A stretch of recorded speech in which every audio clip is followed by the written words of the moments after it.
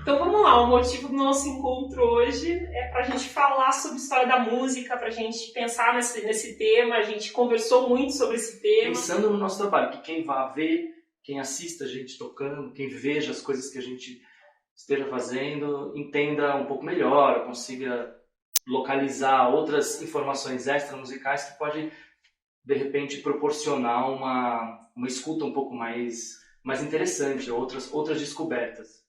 É uma coisa que eu acho assim legal da gente então pensar da música é esse paralelo do nosso tempo presente e da antiguidade. De hoje em dia a gente tem essas possibilidades diversas de escutar música no Spotify, no YouTube, no celular. A música ela tem um lugar para ela ser registrada, para ela ficar guardada, que é uma coisa que não existia na antiguidade. A gente não faz muita ideia do que tem do que era a música grega, do que era a música, mesmo a música romana, porque não tem registro, a gente não tem gravações, nada do tipo. E também não tem um registro de papel. A gente também não tem partituras. Talvez o maior valor da gente pensar sobre a música grega, sobre a música da antiguidade, é, na verdade, se dar conta de como a música sempre fez parte da civilização de uma maneira geral. Como a música sempre se estabeleceu, intelectualmente ou não, como uma expressão e uma linguagem tanto quanto a fala, possivelmente anterior até, através do ritmo, através da dança, através de qualquer processo ritualístico que pudesse existir. Mas como a música faz parte da identidade e do desenvolvimento de vários povos em vários continentes. Então a gente tem a possibilidade de ter vários registros arqueológicos.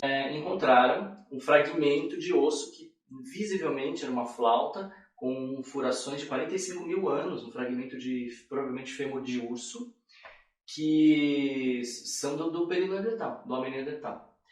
E esse não é o primeiro fragmento encontrado, né? Existem vários fragmentos de ossos furados, claramente pensados para a reprodução de som, são claramente instrumentos musicais. Que acho que esse foi um alarde um pouco maior, porque foi acho que o mais antigo fragmento. Mas existem vários fragmentos de ossos feito flauta. Percussão com pele de animal. Com pele de animal. É que eu acho a flauta uma coisa muito mais sofisticada, se você parar para pensar do ponto de vista de construção, a ideia de que soprar naquilo e fazer os furinhos, e é uma elaboração muito maior, né? E aí, falando de flauta, quando a gente foi ver essa questão da música antiga, a gente viu os instrumentos que foram desenvolvidos pelo povo grego, na nossa pesquisa. Então a gente tem os instrumentos que a gente tem a cítara, a gente tem o aulo, a lira. A lira e o aulo eram acho que os principais instrumentos da Grécia, né? E o canto, acho que eram os instrumentos mais comuns das práticas musicais da Grécia Antiga.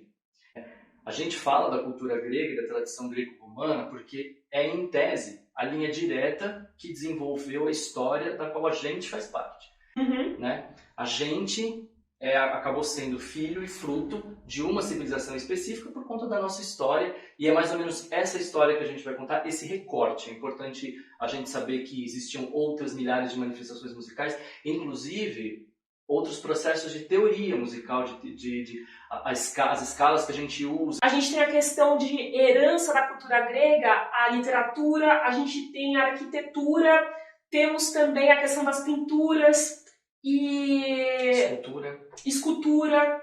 O teatro foi muito desenvolvido com... Basicamente, tudo que a gente conhece de teatro, de música dramática, é uma herança do teatro grego.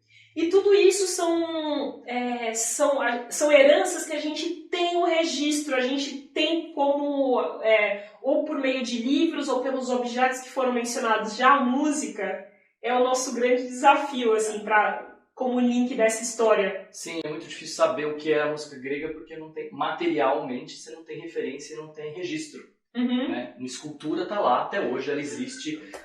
A arquitetura está lá até hoje, está meio capenga, meio nas ruínas, mas ainda está lá, dá para você ver mais ou menos o que era. O registro literário de tratados e estudos e mesmo literatura filosófica, né? A gente tem registro de tudo isso, tanto que a gente estuda a cultura clássica. Agora, musicalmente, não tem. Principalmente, talvez, porque a prática musical grega era uma prática essencialmente improvisada. Vamos dizer um pouco o que é essa improvisação, pensando musicalmente. O improviso é a gente não ter uma regra, um caminho definido. O improviso... Exato. Você tem uma forma que te orienta mais ou menos. No improviso você está ser livre para criar, dentro de alguma forma que te oriente, para que você faça aquilo que é esperado em tese. E então eles têm uma relação da música com uma divindade. O pensamento filosófico e científico da época, que tinha uma relação muito forte com a matemática e com os números e a astronomia, estabelecia para a música o mesmo tipo de base de números que regiam as forças do universo. Então a música não era exatamente só uma parte do universo, mas como para eles ela também tinha o poder de influenciar. Daí a ideia mitológica, né, dos mitos em relação à música, que ela tinha um poder milagroso, de cura, que são associados aos mitos de Apolo, o mito de Orfeu e tal. A música era uma musa, né, que uma das 9 era uma filha de Zeus, com a memória, que eu não lembro exatamente o nome grego agora, mas elas eram divindades que eram guardiãs das artes e da ciência, elas eram inspiradoras das artes e das ciências, e a musa é uma dessas 9, a música é uma dessas 9 musas. E aí tem até a doutrina de Ethos, que é a ideia de que a música pode, de fato, influenciar, não só no seu humor, porque no humor a música influencia, a gente pode experimentar isso todos os dias, mas de que ela poderia influenciar na formação do seu caráter, inclusive, no seu desenvolvimento intelectual. O Platão, na República, fala que o ideal equilíbrio de uma educação pública de qualidade para formar um bom indivíduo se apoiava nessas 2 bases fundamentais, que era o exercício musical como um trabalho da mente, como uma disciplina do desenvolvimento da mente, e o exercício físico como uma disciplina do desenvolvimento do corpo. E que os dois tinham que estar em equilíbrio. Os dois tinham que estar em equilíbrio, exatamente. A partir do momento que a sociedade se baseia que a música e esse equilíbrio entre música e corpo é algo importante, existir na formação de alguém é porque é algo que é essencial para aquela cultura. A maior prova disso é que a música estava presente em absolutamente o exercício social como um todo. Seja nas festas, seja nos banquetes, seja numa celebração um pouco mais íntima ou na celebração de um rito religioso. A música fazia parte e acompanhava de uma maneira muito específica. Você tem tipos musicais, instrumentos musicais que são dedicados a uma ou outra situação específica.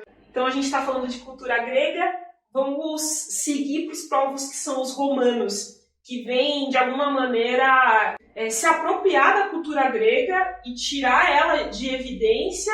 Roma é de fato o elo entre a cultura grega e nós, né? A nossa civilização, a igreja cristã primitiva, e a gente fala muito disso porque foi a igreja cristã primitiva quem dominou o processo cultural e o conhecimento cultural durante muito tempo, até ele chegar onde a gente está hoje, né? A nossa civilização é diretamente herdeira dessa igreja cristã primitiva que se desenvolve a partir do Império Romano. Então o Império Romano é um elo entre a civilização grega e nós. E aí, agora eu não sou historiador, posso estar falando bobagem, se tiver algum historiador assistindo e quiser nos corrigir, por favor, fique à vontade. Mas eu tenho a impressão dessa história da apropriação cultural é que Roma, como foi um império que se desenvolveu muito rapidamente e através da conquista de pequenos povos ao longo da Europa Central, da Ásia... Conquista significa dominação, tá? Exatamente. É que a gente pensa em conquista como algo positivo, algo muito pacífico. A gente está falando de invasão e extorsão. Mas a ideia que a gente tem de Império Romano, eles não tinham, talvez, propriamente uma identidade cultural. E era uma lacuna, provavelmente. E quando eles conquistam a Grécia e chegam lá, aquela profusão de pensamento filosófico e artístico e científico, eles se apropriaram daquilo porque era um espaço vazio mesmo, de fato. E eles se apropriaram e mantiveram, basicamente, toda a base da cultura grega. Tanto que toda a mitologia romana, ela trocou de nome, mas são as mesmas coisas, né? Então a gente está falando desse recorte grego, que depois vem para Roma, que aí depois vem a igreja, que chega no ponto de que ela quer negar toda essa integração que a cultura grega construiu ao longo de séculos. Resgatou, nos tempos contemporâneos, uma diversidade, assim. Sim. A gente tem essa permissão. O final da Idade Média e Renascimento, a gente resgata um pouco, traz um pouco pro valor cultural e pro valor intelectual a prática da música fora das igrejas também. Eu acho que essa é uma grande diferença. Não que na Idade Média não existisse música popular, não que as pessoas Sim. na aldeia não fizessem, mas o grande valor cultural e moral da música estava dentro da igreja, que é diferente do que acontecia na Grécia e em Roma. O valor cultural e científico e filosófico e moral da música não estava só atrelado às manifestações religiosas, mas também às manifestações profanas. Né? Também é um exercício das festas, de festivais. Eles realizavam festivais de música e competições instrumentais e competições de composição. Né? Isso tudo que a gente Lollapalooza já é da Grécia. Rock in Rio. Rock in Rio, os caras, a gente era Rock in Rio Roots, aqui é Rock in Rio Hotel. Então isso fazia... A música tinha também esse valor lá, a música do cotidiano. A música do cotidiano. E a tentativa, né, dessa nova cultura religiosa que se estabelece com o início da igreja, de romper com essa tradição, de romper com esses mitos e ritos profanos, e de romper principalmente com a música para o lazer e com a prática social que a igreja meio que abominava, porque eles tinham uma outra maneira de lidar com a vida, né? Então a igreja acaba rompendo com a prática musical de Roma por essas questões.